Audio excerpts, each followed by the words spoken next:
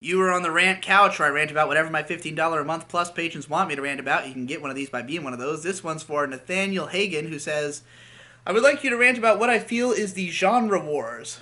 Are there genres that get a bad reputation without a second thought, like Yuri and Yaoi? Are there genres that are given carte blanche? Are there some genres that are underutilized? Mind you, I know there are many, many genres, so I wouldn't mind if you pick out a handful or really focus on a select few if that works out better for you. Absolutely. These are all the case. Yaoi, absolutely a genre that gets a bad rap just because people don't want to look at gay boys, I guess. Not to say that there's like tons of amazing and compelling yaoi, particularly in the anime sphere. There's definitely more in the manga sphere, but the stuff that is good should be recognized and celebrated as much as anything else that's good.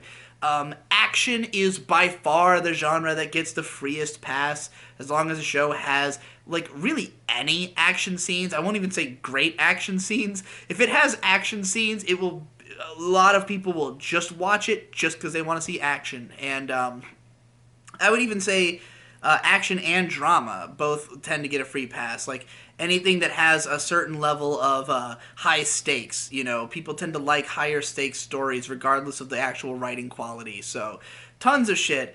Death games, for instance. Oh my god, you almost can't make a death game show that's not going to be popular because people are just inherently want to see that because the stakes are so high. If you die in the game, you die for real. Like that's the kind of shit people really celebrate. And I would say everything else is underrepresented in comparison. Like anything that's low key, anything that's not hyperactive and super attention grabbing, anything that's not like immediate, anything that takes more thought to parse is going to have comparably less popularity. We've seen a growth with slice of life being more accepted. Particularly when I was first getting big into anime communities online, in like 2007. Like getting into like the deeper anime communities. The big war was between the moe and the manly. It was like an aging demographic of fans who had really gotten into anime because of all the hardcore like OVAs of the 90s and 80s, all of the like badass shit of the action and shit, which is not even really necessarily representative of what anime really was like in that era. It's just the stuff that was popular in the West.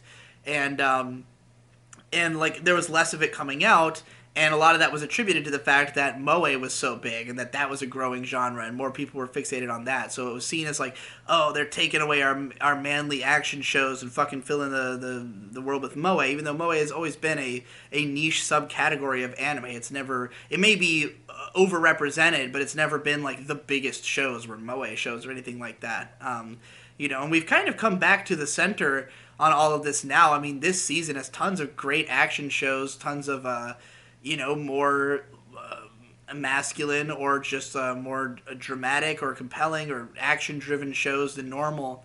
So I'd say that we're entering a period where maybe everybody will eventually be satisfied. But I do think that there are definitely stuff that just gets kind of a free pass by legacy. Like anything that's Shonen Jump is, I mean, granted, your story has to be pretty good to survive in Shonen Jump. Like, not even so much that the quality has to be great, but it has to be popular. It has to be something people really like because it will get cut. And so as long as you have like populist approval, you're going to be able to run. And so anything that is in Shonen Jump is just automatically going to have like the biggest advertising power behind it that a manga could have and an anime in turn.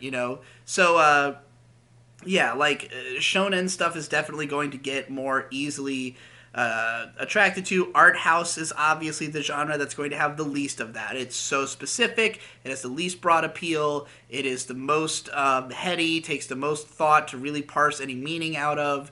It doesn't have immediate enjoyment. It doesn't follow conventional standards. So, yeah, it's going to be the hardest thing to get into. But I think I think that art house is extremely underutilized for sure. I think that there's too much addiction to conventional storytelling even in other genres than the most popular ones. I think that people just are not trained well enough through exposure to understand like stuff that's a little bit more esoteric. And so I think that if there was more just broad cultural not even just acceptance, but understanding. Like more people going out of their way to try and grasp things that are not immediately obvious. But I mean, that kind of more thoughtful entertainment is never going to do as much for as many people as something instantly gratifying. So, you know, that's no surprise there.